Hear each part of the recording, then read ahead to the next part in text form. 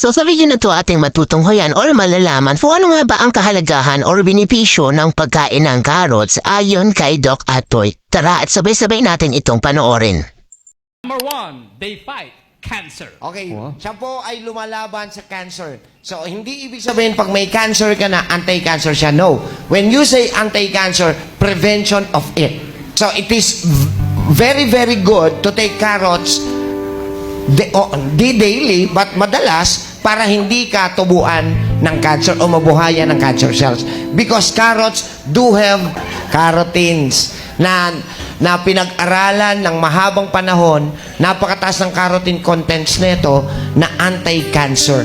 Okay? Beta-carotene. Beta-carotene, yan. Whenever you steam them, boil them, eat them raw, cooked, blended, or fresh carrots are always good for fighting The onset of cancer. Okay? Carrots belong to a group of foods that have promising effect when it comes to cancer prevention, along with other vegetables that are rich in carotenoids, such as spinach and tomatoes. Carrots could specifically help prevent breast cancer. Carrots are rich in beta-carotene that gets converted to vitamin A. In addition, carrots are rich in pectins too. Pectins, which is quite good for your gut. Yung carrots po, kung gagamitin ninyo, hilaw man yan o luto, kahit o niluluto ang carrots, hindi ho nawawala yung kanyang beta-carotene na pag pumasok sa katawan natin, kino-convert para maging vitamin A na proteksyon para sa paglaganap ng cancer cells sa ating katawan. Next. Number 2. Number 2, they prevent vision problems. It prevents. Hindi pwedeng malabo na mata mo, tsaka kababanat. Tsaka kakakain. Uy, malabo na mata ko, kain ako ng carrots, lilinaw ulit. No. During the time na malinaw pa siya, kumain ka nito para hindi ka bigyan ng problema sa paglabo ng mata. Basahin. This is one of the most well-known benefits of carrots. The high vitamin A content helps prevent problem with your vision. Carrot can help you avoid the appearance of cataracts, macular degeneration, and night blindness. Of course, carrots won't help you with problems such as myopia or astigmatism because this will require medical attention.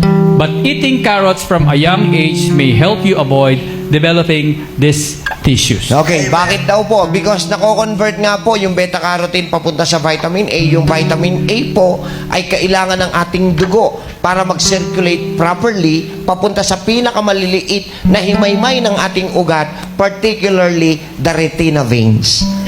Isa sa pinakamaliit na ugat na meron tayo ay ang tinatawag na retina veins. At kailangan madaluyan siya ng maayos na daloy ng dugo para manatili ang pagiging malinaw ng kanyang paningin.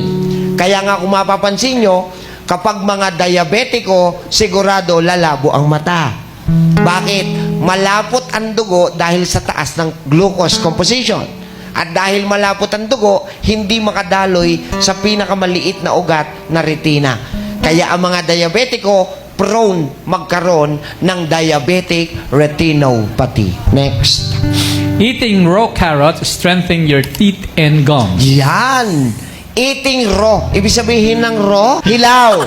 Pag kinakain nyo po ang carrots ng hilaw, mas maganda pong nguyain nyo siya na matagal dahil yan po ang magpapatibay ng gusto ng inyong ipin, ng inyong gums. Eating raw vegetables like carrots improve blood flow to the mouth and prevents bacteria from building up on your teeth. Kung meron ho kayong mabahong hininga, kasi pag may bacterial infection sa bibig, hindi lang po dito galing ang baho na halitosis. Okay, pag may mabahong hininga po kayo, eat carrots a lot at magugulat po kayo, pumapatay siya ng bacteria within the mouth. Okay, the fluoride content in foods such as carrots, spinach, and apples can keep your tooth enamel in good condition and prevent tooth decay. Yan, because may fluoride din po na content si carrots. Pwede pala siyang Pag kinain ng hilaw. Number 4, they help control cholesterol levels. Yan, ito mga sakit na marami, akala nila, pag mataas ang cholesterol nila, pag pumunta ho kayo sa kahit saan, bibigyan ho kayo ng cholesterol drugs para bumaba ang inyong cholesterol. Mali. Statin drugs. You don't need to take statin drugs because cholesterol is very essential para sa katawan mo at mabuhay ka ng healthy.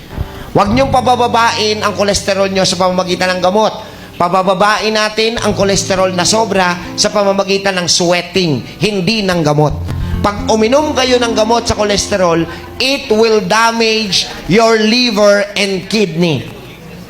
At maniwala kayo, yan ang dahilan kung bakit maraming sira ang kidney ngayon. Hindi ba kayo nagtataka? Wala namang dialysis center nung araw Ba't biglang nagkaroon? At halos lahat ng bayan meron na. Ayan. See? Because you are doing something to damage your kidney without us knowing it. Kaya meron, Doc Atoy, para ipaalam ito. You don't need cholesterol drugs. Malinaw? Along with the benefits of carrots for your cardiovascular health, this vegetable can also help reduce your cholesterol levels. This is thanks to the high content of soluble fiber, especially pectin, which prevent fat from building up on the walls of your arteries. Carrots help eliminate the type of fat and reduce blood pressure. Alright. So, binanggit ko na, kung ang cholesterol mo ay ma-eliminate natin sa pamamagitan nito, even the blood pressure will go down. And Number last, 5, they fight constipation and stomach pain. yeah. So kung meron ho kayong masakit na tiyan at gusto nyo laging umiinom ng antacids, mag-carrot juice kayo. Kung kayo ay nahihirapang dumumi at kailangan nyong uminom ng kung ano-anong laxative, mag-carrot juice kayo. They fight constipation and stomach pain. The high fiber content in carrots improve your body ability to eliminate waste and prevent constipation. Yan. It also counts any stomach pain or excess acidity thanks to the mineral salt content made up of sodium, Ayun. chlorine, potassium, and the vitamin B. Yan. Yun yung composition ni carrots na makukuha ng ating digestive system kung bakit natutulungan niya tayo to eliminate the toxins in the digestive system. Tandaan nyo, pag kayo ay constipated, delikado, hindi ka makadumi Imagine, iniipon mo yung dumi. Yung basura nga, pag hindi mo itinapon sa takdang oras, naiipon yung basura, nababahuan kayo. Nabubulok. What more sa loob ng ating katawan? Yeah. At ang tamang pagdumi should be 2 to 3 times a day. Kailangan po nakakadumi tayo. At makakatulong po na malaki ang carrots. Pero, syempre, hindi pwedeng walang water. Tandaan nyo, everything, kailangan po may panulak tayo. At ang panulak natin, the best ay ang tubig.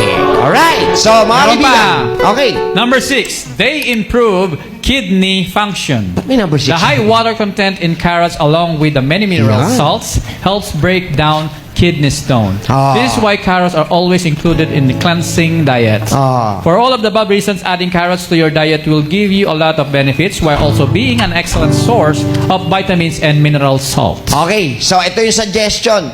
For those na napakatagal ng may maintenance, kahit saan mo ininom yung maintenance mo, napakahilig mo dati sa pain reliever, here is how you will make your kidney healthy again. Take carrot juice, kahit once a day. Carrot juice once a day for 21 to 28 days will definitely improve your kidney more and more every month. Okay ba yan? Kasi maglilinis siya ng kidney, palalakasin niya yung kidney.